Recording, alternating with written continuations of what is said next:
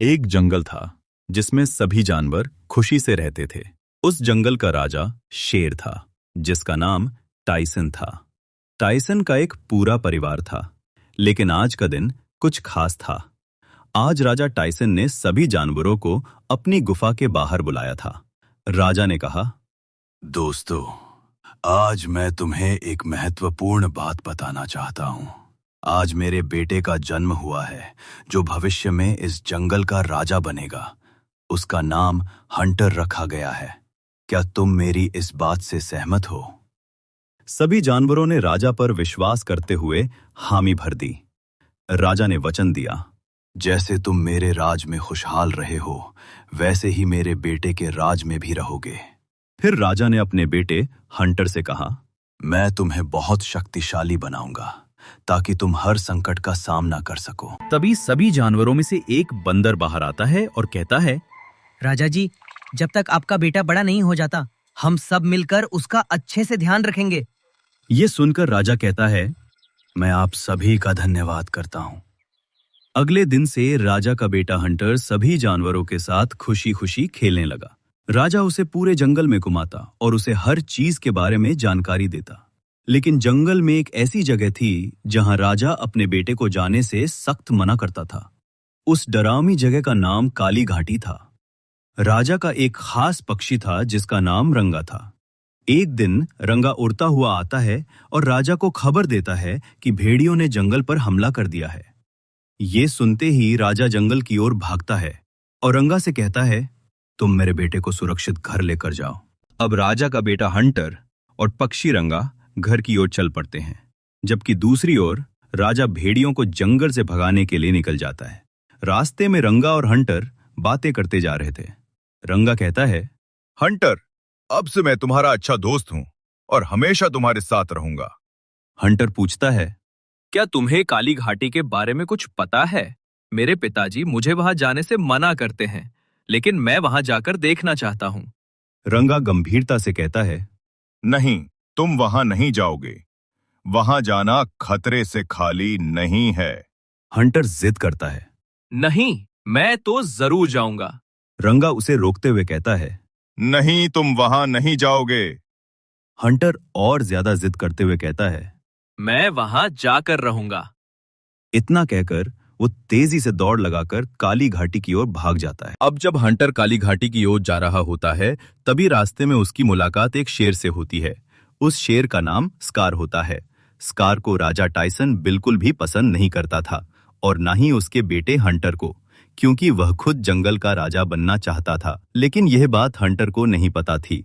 Scar Hunter से कहता है, मैं तुम्हारे पिताजी का बहुत अच्छा दोस्त था, लेकिन कुछ कारणों से हमारी दोस्ती टूट गई, जिसकी वजह से तुम्हारे पिता मुझसे नाराज हैं। लेकिन तुम मेरे दोस्त के बेटे हो, इसलिए तुम मेरे लिए बेटे जैसे हो। ये सुनकर हंटर उसका साथ चल पड़ता है। स्कार हंटर से मीठी मीठी बातें करता है और धीरे धीरे हंटर को वह अच्छा लगने लगता है।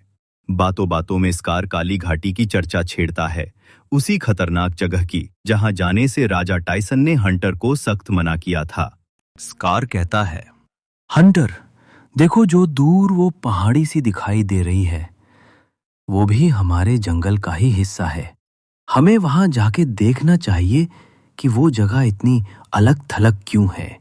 वो जंगल का हिस्सा क्यों नहीं मानी जाती?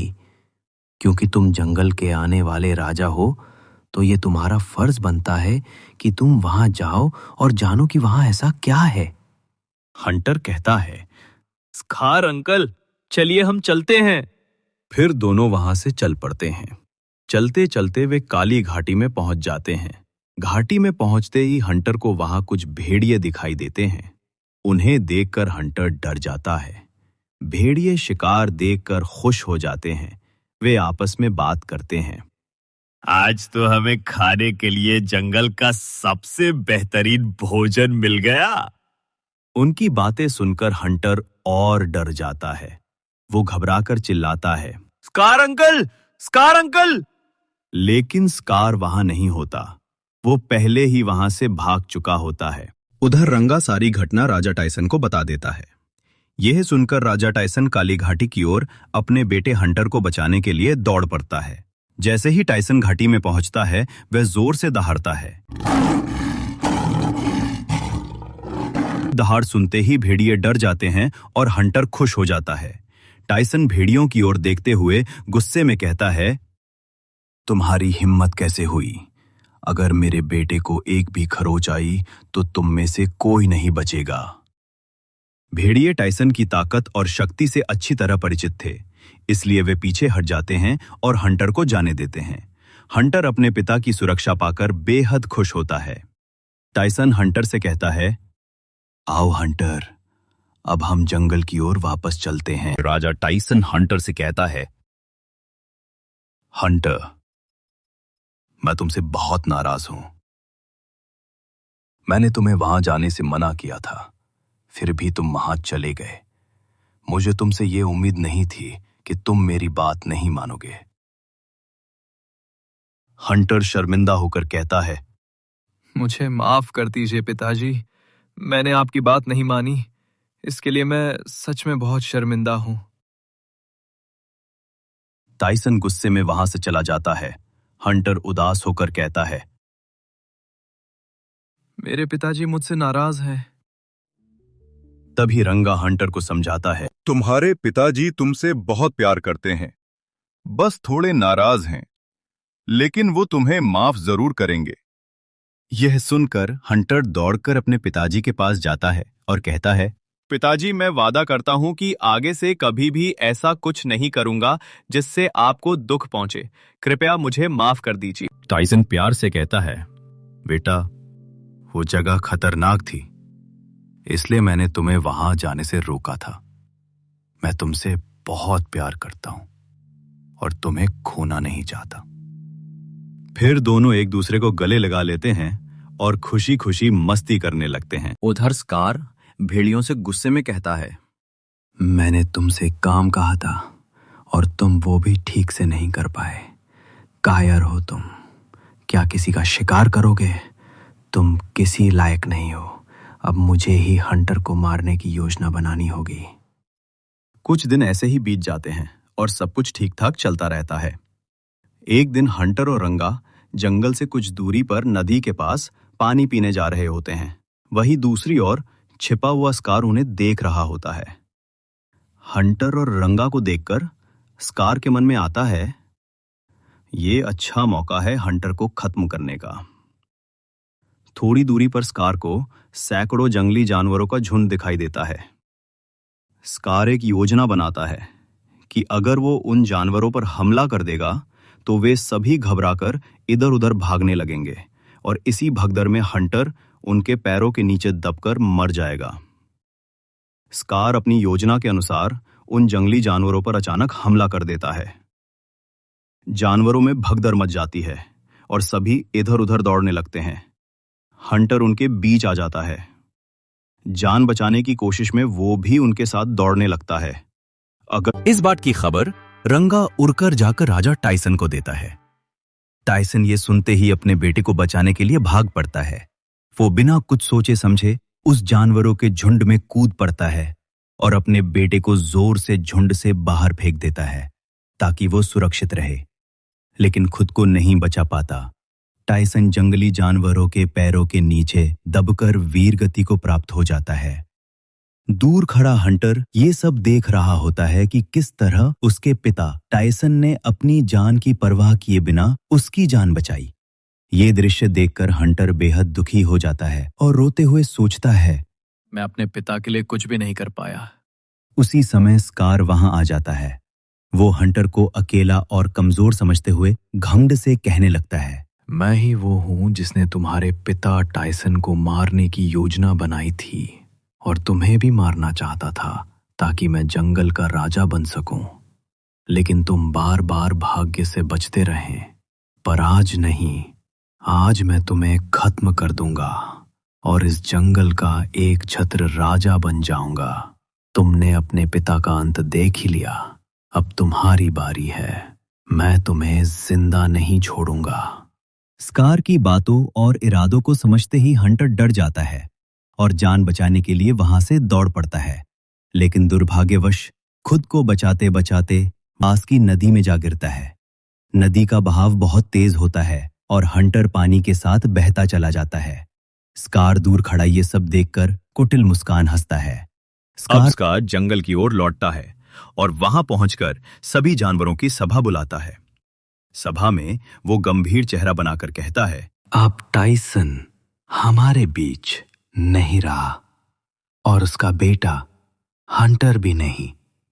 मुझे ये दुखद समाचार भारी मन से देना पड़ रहा है कि जंगल का राजा और भविष्य का राजा दोनों अब हमारे बीच नहीं है। सभा में गहरा सन्नाटा छा जाता है।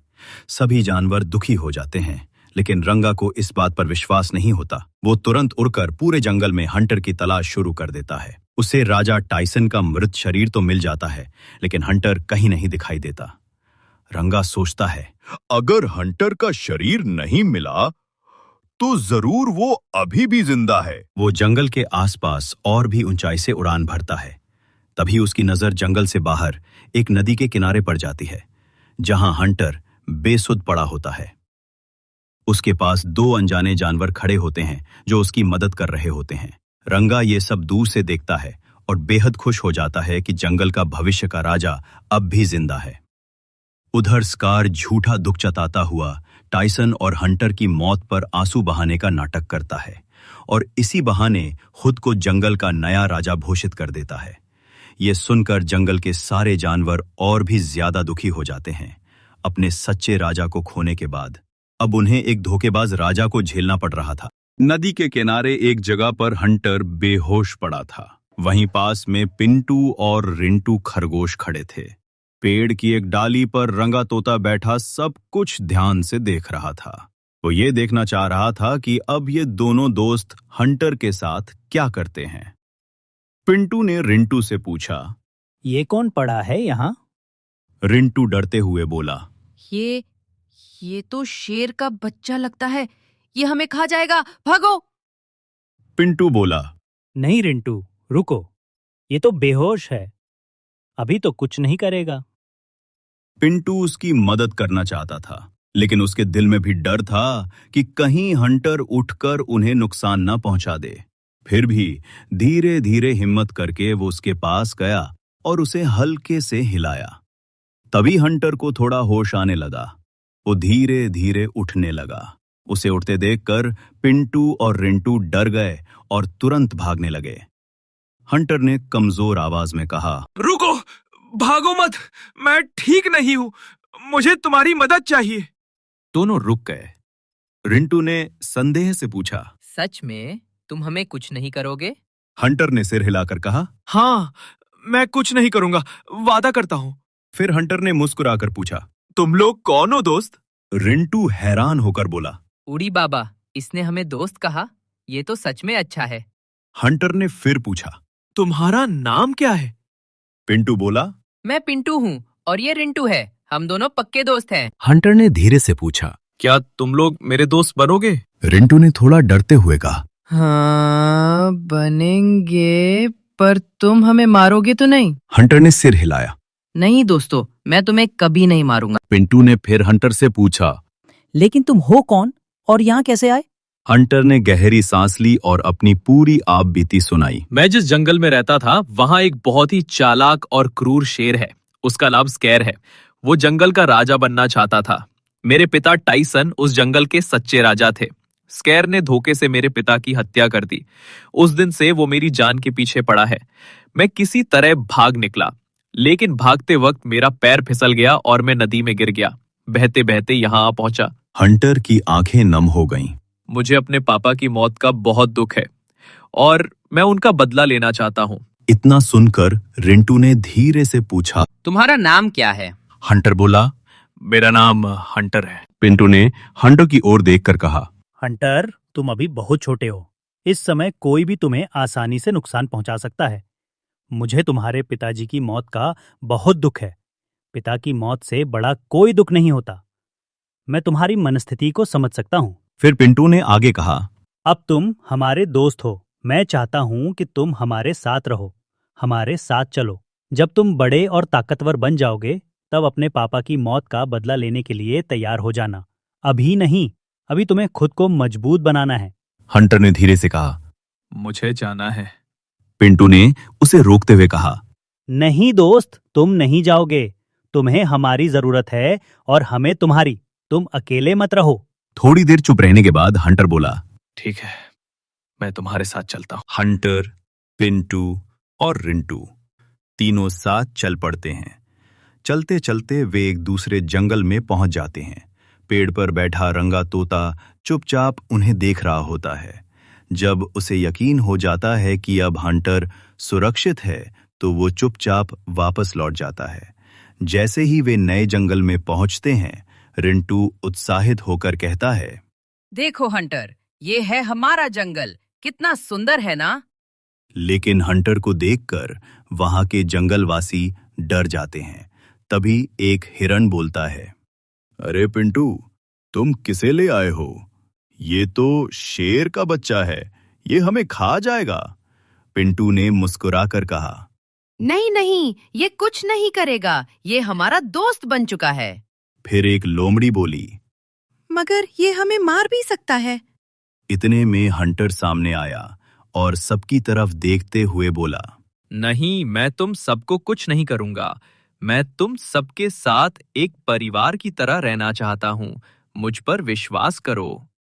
जिराफ ने संदेह से कहा, अगर इसने किसी को भी कोई नुकसान पहुंचाया तो हम इसे यहाँ नहीं रहने देंगे। हाथी भी गुस्से में बोला, हाँ, मैं तो इसे अपने पैरों तले कुचल डालूंगा। तभी रिंटू ने सबको शांत किया। ऐसा कुछ नहीं होगा। हंटर हमारा अच्छा मित्र है, हमें उस पर भरोसा करना चाहिए। हंटर ने भावुक होकर कहा, मैं सच में किसी को नुकसान नहीं पहुंचाऊंगा। मैं जानता हूं कि परिवार की क्या अहमियत होती है और मैं वादा करता हूं कि मैं तुम सबका विश्वास कभी नहीं तोड़ूंगा। हम सब मिलकर एक परिवार की तरह रहेंगे। रिंटू मुस्कुराया और बोला, तो अब तुम हमारे सच्चे दोस्त हो। चलो, हम तुम्हें अपना जंगल दिखाते हैं। पिंटू और रिंटू हंटर को अपने जंगल की सैर करवाते हैं। रास्ते में रिंटू हंटर से कहता है, देखो हंटर दोस्त, यहाँ जंगल में तुम्हें सिर्फ हरी भरी सब्जियां ही खाने को मिलेंगी। तुम्हें इन्हीं सब्जियों से काम चलाना होगा। हंटर मुस्कुराकर जवाब देता है, ठीक है दोस्तों, जब तुम सब यही खाते हो तो मैं भी यही खाऊंगा। धीरे धीरे हंटर जंगल के जीवन में घुल मिल जाता है। वो सबके साथ अच्छा व्यवहार करने लगता है और सभी जानवर भी उसे पसंद करने लगते हैं। अब जंगल में सब कुछ शांतिपूर्वक और खुशहाल चल रहा होता है। उधर जिस जंगल से हंटर आया था, वहां हालात दिन ब दिन बिगड़ते जा रहे थे। वहां का खतरनाक और निर्दयी जानवर स्कार अब जंगल पर पूरी तरह हावी हो चुका था। वो बेझिझक मासूम प्राणियों का शिकार करने लगा था। स्कार के डर से जंगल के सभी जानवर सहमे हुए थे। धीरे धीरे प्राणियों की संख्या कम होने लगी। हर किसी के मन में अपने परिवार को खोने का डर बैठ चुका था। इसी जंगल में रंगा तोता भी रहता था। उसे अच्छी तरह से याद था कि टाइसन का बेटा हंटर अभी जीवित है।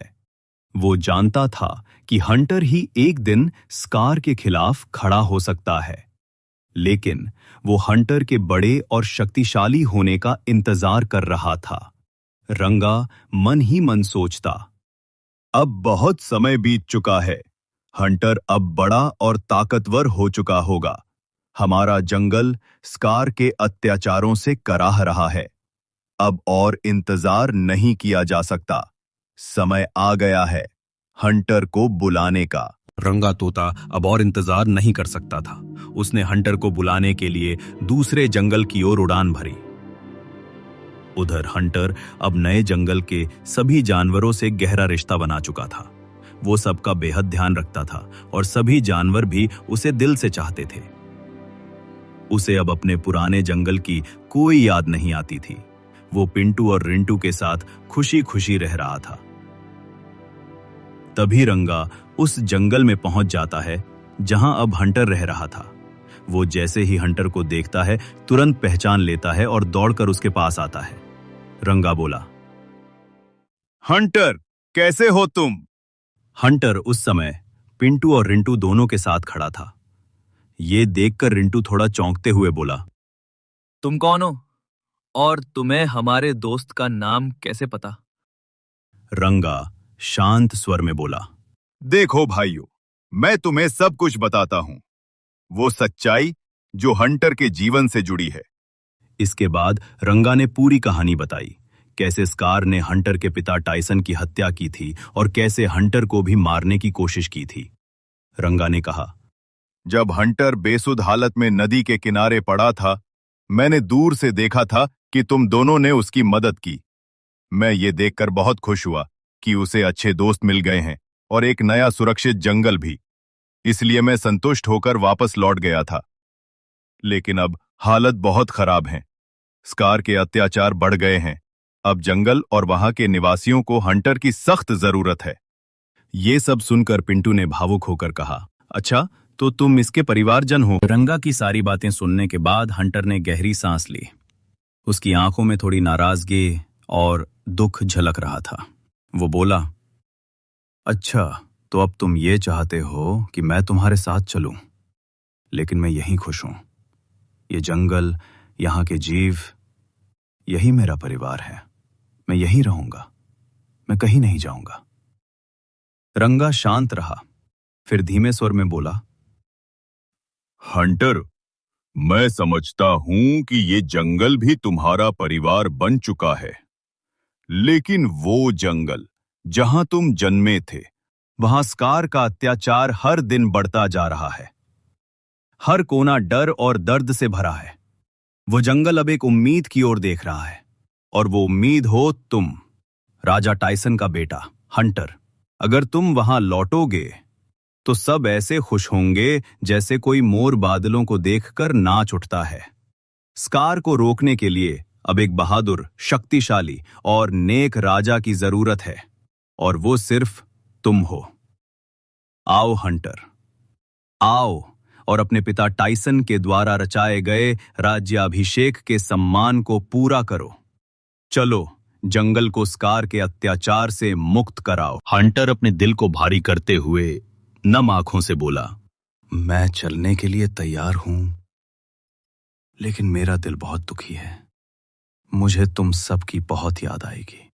पिंटू ने जबरन मुस्कान लाते हुए कहा, और हमें भी तुम्हारी बहुत याद आएगी दोस्त, लेकिन हम जानते हैं कि तुम अपने कर्तव्य को निभाने जा रहे हो। हंटर ने धीरे से कहा, तुम सभी जंगलवासियों से मेरी ओर से माफी मांग लेना।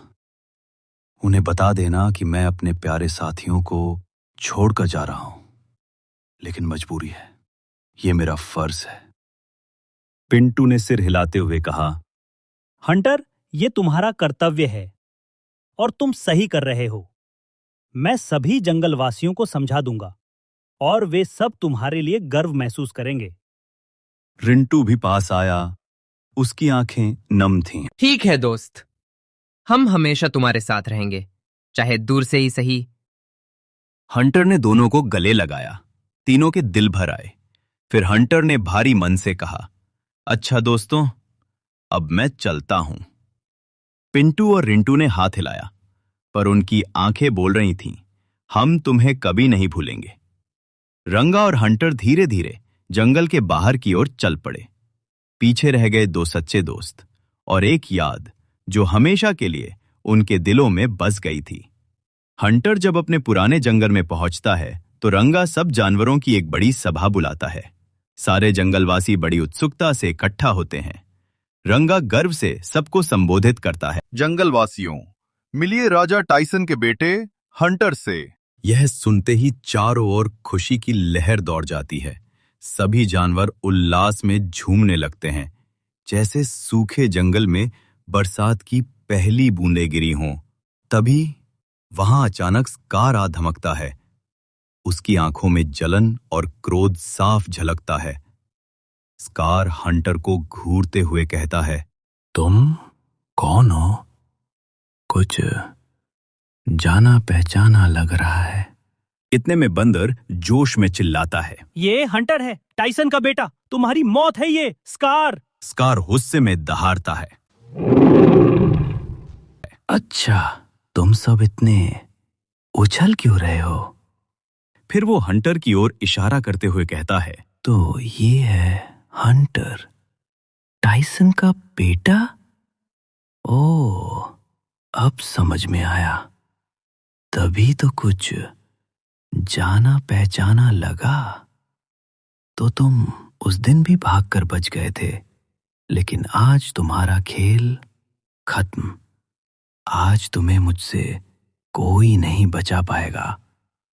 मैंने तो सोचा था कि तुम नदी में गिरकर मर गए हो, पर लगता है किस्मत ने तुम्हें एक और मौका दे दिया, लेकिन आज नहीं। इसके बाद स्कार एक भयानक दहाड़ मारता है। पूरा जंगल कांप उठता है। फिर शुरू होती है एक जबरदस्त लड़ाई हंटर और स्कार के बीच। धूल उड़ती है, पेड़ हिलते हैं, जानवर सहम कर दूर हट जाते हैं, पर सबकी नजरें हंटर पर टिकी होती हैं। लंबी और जबरदस्त लड़ाई के बाद हंटर स्कार को हरा देता है। स्कार धरती पर गिरता है, हमेशा के लिए खत्म हो जाता है। जैसे ही स्कार गिरता है, सन्नाटे के बाद जंगल में एक जोरदार आवाज गूंजती है, हंटर राजा की जय हो।